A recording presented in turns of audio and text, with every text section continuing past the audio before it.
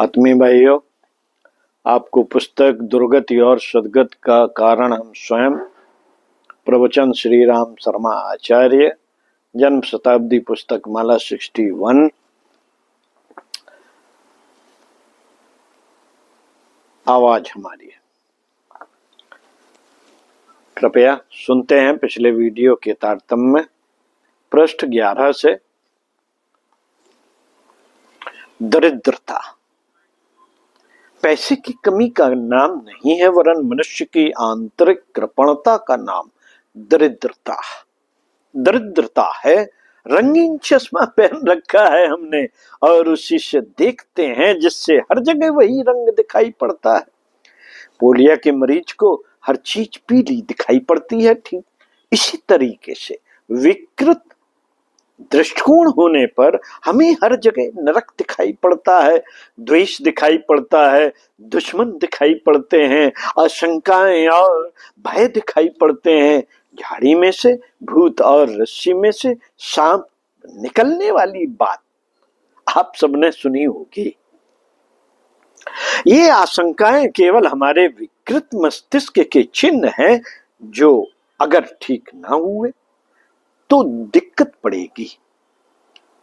इन्हें हमें दूर करना होगा। जहां मन की इच्छा अनुकूल परिस्थितियों के होने की बात है, वहां उससे भी ज्यादा महत्वपूर्ण बात यह है कि हम अपने मस्तिष्क के चिंतन करने के तरीकों को सुधार लें। चिंतन करने का तरीका अगर संभाला सुधारा जा सके तो सामान्य परिस्थितियों में भी हंसी खुशी से भरी हम जिंदगी काट सकते हैं। संत इमर्सन कहते थे कि हमें नरक में भेज दीजिए, हम वहीं अपने लिए स्वर्ग बना लेंगे। बात सही है, बात सही है। शालीनता का दृष्टिकोण रखने वाले, ऊंचे दृष्टिकोण रखने वाले, वास्तविकता को समझने वाले इस दुनिया में हर समय हंसते हंसाते हुए पाए जा सकते हैं। तीसरा क्षेत्र परिवार संस्था का है, जो कितना अस्त व्यस्त दिखाई पड़ता है। जिस परिवार में हम रहते हैं, भगवान ने उसका गठन स्वर्गीय आनंद के लिए किया, लेकिन उसके लाभों से हम वंचित रह जाते हैं। एक बाड़े में जिस तरीके से बहुत सी भेड़ें रहती हैं, एक जेल खाने में जैसे बहुत से कैदी रहते हैं, उसी तरीके से हम अपने कुटुंबियों के बीच में निर्वाह करते रहते हैं। कहने को तो संबंधी कहे जाते हैं, रिश्तेदार भी कहे जाते हैं, पर जैसा स्नेह, सौजन्य, सद्भाव, सेवा, सहकारिता इत्यादि का वातावरण होना चाहिए था,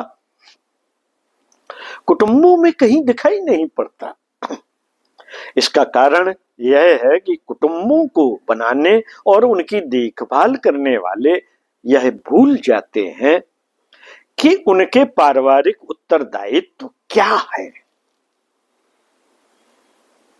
पारिवारिक उत्तरदायित्वों को लोगों ने यह समझ रखा है कि हम अपने कुटुंबियों को प्रसन्न बनाने के लिए उनकी इच्छानुकूल चलें, उनके लिए धन दौलत सामान इकट्ठा करें जिससे कि वे प्रसन्न रह सके।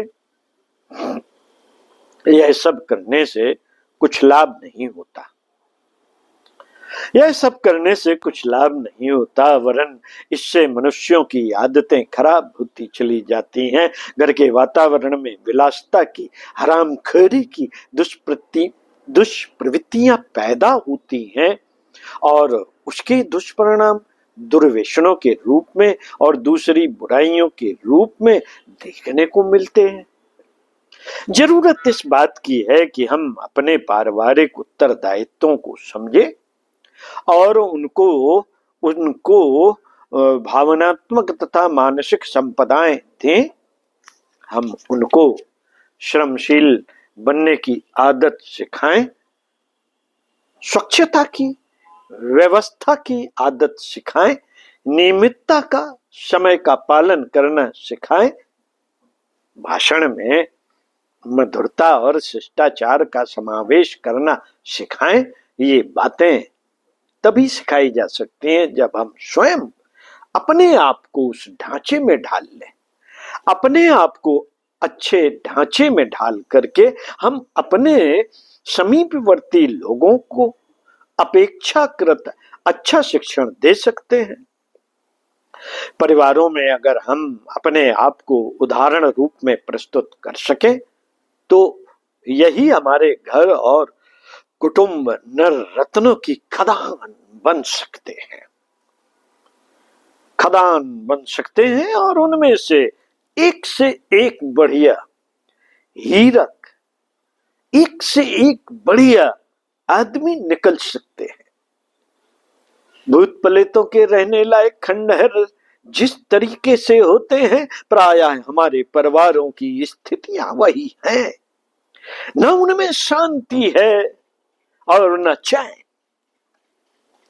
घर में जाते तो हैं पर भाग खड़े होने का मन करता है। यह पारिवारिक जीवन में आनंद के अभाव के कारण है, अभाव के कारण है, और उस अभाव का कारण है हमारा विकृत दृष्टिकोण। विकृत दृष्टिकोण को अगर हम सुधार पाए तो घर का रहने वाला प्रत्येक व्यक्ति बड़ा आनंददायक मिले। उसके साथ सहकारिता का जीवन जीते हुए सद्भावना के आधार पर हम अपने घरों में स्वर्गीय आनंद लेने में समर्थ हो सकते हैं। जहां कहीं भी हम देखते हैं, प्रत्येक क्षेत्र में मुसीबतें ही दिखाई पड़ती हैं। आर्थिक कठिनाइयों से आज हर आदमी दुखी पाया जाता है। सोचा जाता है कि यदि कुछ बाहरी आमदनी हो जाए तो शायद आर्थिक कठिनाइयां दूर हो जाए। लेकिन यह बात एक सीमा तक ही सही है, 100% नहीं। अगर हम ज्यादा आमदनी नहीं भी बढ़ा सकते हो तो भी ऐसे उपाय हैं कि हम आर्थिक तंगी से बच सकते हैं। जितनी अपनी आमदनी है उसके हिसाब से बजट बनाकर चलें तो यह पूरी तरह से संभव है कि हम ठीक तरीके से जीवन यापन कर लें। जीवन तो बहुत तरीके से जिया जा सकता है। कोई जरूरी नहीं कि कोई बहुत खर्चीला जीवन ही जिए। दुनिया में ऐसे बहुत से आदमी हैं जो कम से कम में गुजारा कर लेते हैं। क्या हमारे लिए यह संभव नहीं है? क्या हमारे लिए यह संभव नहीं है? अगर हम खर्च से कम आमदनी करते हैं तो कम खर्च में गुजारा करें और आर्थिक कठिनाई जैसी मुसीबतों से सहज ही छुटकारा पाए। हम अपनी योग्यता बढ़ाएं, श्रम करने की सामर्थ्य बढ़ाएं। योग्यता बढ़ाने से, श्रम ज्यादा करने से पैसा ज्यादा मिलता है। आलस्य और प्रमाद जिन लोगों पर छाया रहता है, दरिद्रता स्थायी रूप से उनके पास बनी रहती है और बनी रहेगी। शारीरिक दरिद्रता आलस्य के रूप में और मानसिक दरिद्रता प्रमाद के रूप में जिन लोगों के पास है, कितना ही धन होने पर भी वे गरीबों जैसा, दरिद्रों जैसा जीवन ही जिएंगे। साथियों, सामाजिक जीवन में हम देखते हैं कि किस तरीके से चारों ओर विकृतियां फैली हुई हैं, आपाधापी और खींचतान मची हुई है। समाज में रहकर मनुष्य को कितना उन्नतशील और प्रसन्न रहना चाहिए था, पर यही समाज विकृतियों, विषमताओं के कारण नरक बना हुआ है। जात पात के नाम पर किस तरीके से आदमी एक दूसरे से अलग होते जाते हैं। लिंग भेद के नाम पर, स्त्री पुरुषों के नाम पर एक को ऊंचा और एक को नीचा बनाकर किस तरीके से विषमता पैदा की जाती है। पर्दा प्रथा के नाम पर 50% जनता को अपने मानवोचित अधिकारों से किस तरीके से वंचित किया जाता है। विवाह शादियों पर खर्च होने वाली धनराशि किस तरीके से हमें गरीब और बेईमान बनाती है। दहेज एवं मृत्यु भोज के नाम पर कितना पैसा खर्च होता है। भिक्षा व्यवसाय में लाखों की तादाद में आदमी कैसे अपने समय को खराब करते हैं और अपनी दीनता का परिचय देते हैं। कुरीतियां, बेईमानियां, उद्दंडताएं, धूर्तताएं चारों ओर फैली पड़ी हैं। किस तरह से इनका उन्मूलन संभव है? इनको कानून बनाकर पुलिस के द्वारा भी दूर नहीं किया जा सकता। यदि इनको कभी दूर किया जा सकेगा तो आध्यात्मिकता के सिद्धांतों को आदमी के भीतर जमा करके ही दूर किया जा सकेगा। आदमी की धर्म धारणा यदि जीवंत की जा सके तो समाज में असंख्य प्रकार की विकृतियां जो संघर्ष पैदा करती हैं, विग्रह पैदा करती हैं, द्वेष, कलह और मनोमालिन्य पैदा करती हैं, इन सब से पिंड छुड़ाया जा सकता है। सबसे पिंड छुड़ाया जा सकता है अगर आदमी अध्यात्मवादी दृष्टिकोण लेकर चले और समाज में आध्यात्मिकता की मान्यताओं की स्थापना की जा सके तो इन समस्त विकृतियों का उन्मूलन सहज संभव है। मित्रों, हम देखते हैं कि व्यक्तिगत जीवन के जितने भी पहलू हैं, पक्ष हैं, वे सभी असंगत एवं विकृत हैं। इसका कारण आध्यात्मिक दृष्टि की कमी, उसी से परिस्थितियां विकृत होती हैं। सामूहिक रूप से सामाजिक जीवन में भी यही बातें जो कि त्यों घुमा फिरा कर दिखाई पड़ती हैं। हम राष्ट्रीय अंतरराष्ट्रीय क्षेत्रों पर निगाह डालते हैं तो दिखाई पड़ता है कि युद्धों की विभीषिकाएं अपना मुंह बाए खड़ी है, मुंह बाए खड़ी हैं। अगर हम युद्धों के द्वारा एक दूसरे को परास्त करके विजय प्राप्त करने की बात को दिमाग में से निकाल दें और इस बात को स्वीकार लें कि न्याय के आधार पर जो कुछ उचित होगा हम उसी को स्वीकार करेंगे, तब फिर निश्चित है कि युद्धों की समाप्ति हो जाएगी और इस मद के लिए संसार भर में जो पैसा लग चुका है या लग रहा है या लगने जा रहा है उसे रोका जा सकेगा और बचे हुए धन, युद्धों में लगने वाली बचे हुए धन एवं जनशक्ति को जन कल्याण में लगाया जा सकेगा। युद्धों में लगने वाली विपुल संपदा को यदि सिंचाई, स्वास्थ्य एवं शिक्षा व्यवस्था जैसे कामों में लगाया जा सके तो दुनिया में कितनी खुशहाली छा जाए, कितनी निश्चिंतता हो जाए। अगर युद्ध के सिद्धांत को मन में से निकाल दिया जाए तो आदमी भय और आशंका से सहज ही छुटकारा पा सकता है। किसी भी क्षेत्र में हम विचार करते हैं तो एक ही बात मालूम पड़ती है कि मनुष्य की भौतिक अथवा आध्यात्मिक समस्याओं के समाधान और किसी तरीके से नहीं हो सकते। ईश्वर प्राप्ति के लिए बहुत सारे जप, अनुष्ठान, दान, पुण्य किए जाते हैं, किंतु यह भुला दिया जाता है कि अपने दृष्टिकोण एवं चरित्र को उच्च स्तरीय बना लेने पर ही अपने मन के स्वच्छ दर्पण में भगवान दिखाई पड़ेंगे। लोग अपने को साफ नहीं करते लोग अपने को साफ नहीं करते, मन को धोने की कोशिश नहीं करते और भगवान को, देवी देवताओं को प्रसन्न करने और बुलाने की कोशिश करते हैं। अपने भीतर का आकर्षण और चुंबकत्व ना हुआ तो हम भगवान को कैसे पा सकेंगे, स्वर्ग मुक्त कैसे पा सकेंगे, सद्गति और शांति कैसे पा सकेंगे।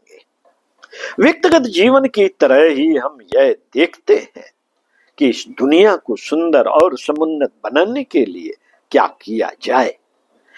इसके लिए यूं तो असंख्य योजनाएं बनती हैं जिसमें भौतिक सुविधाओं के संवर्धन का ध्यान रखा जाता है।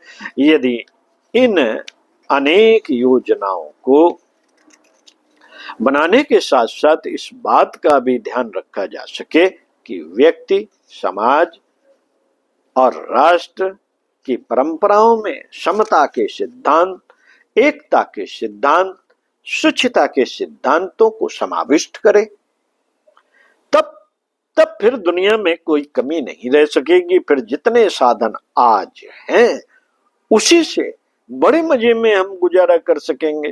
संसार में अगर एकता की दिशा में हम चलने लगे तो न जाने कितनी प्रसन्नतादायक परिस्थितियां पैदा हो जाए। अगर दुनिया की भाषा एक हो जाए, अपनी अपनी अलग अलग भाषाओं की लड़ाई के लिए लड़ाई झगड़ा करना हम लोग बंद कर दें, तब फिर एक भाषा से ज्ञान की वृद्धि में कितनी सहायता मिल सकती है। संस्कृत अगर हम सब की एक हो तो आदमी अलग अलग धर्म के नाम पर आपस में टक्कर क्यों मारे। अगर दुनिया में एक राष्ट्र हो और सारे के सारे देश उसी के प्रांत मान लिए जाएं तो राष्ट्रों के बीच कलह कैसे पैदा हो।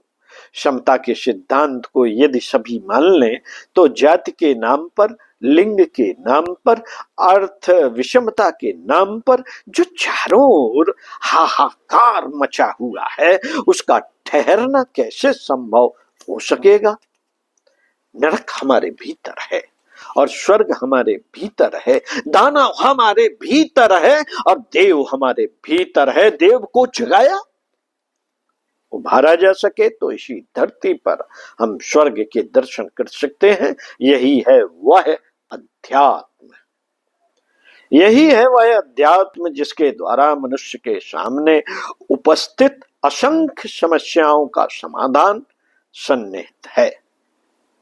ओम शांति। साथियों, इसी पुस्तक के पृष्ठ 22 से अगले क्रम में, अगले वीडियो में पढ़कर सुनाएंगे। सुनते हैं। आखिरी पैरा ये है देवत्व का स्वरूप। ओम